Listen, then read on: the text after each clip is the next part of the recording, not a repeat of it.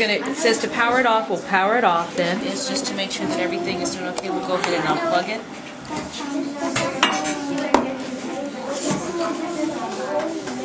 Here's your filter at the bottom. This probably has seen better days.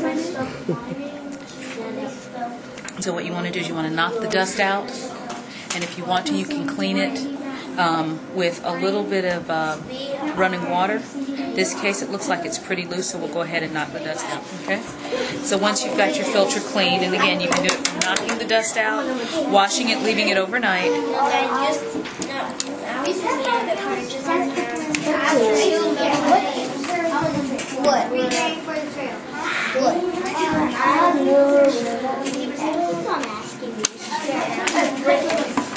Just turn it back over.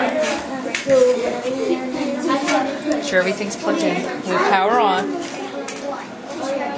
We'll click the menu button. Once you click the menu, and you can go up, you're going to go down here to filter time. Then push the right button on the menu and hold it and count to 20. Then go up to reset, and then it resets it. Then if you want to point back down here, this will go off and you're good.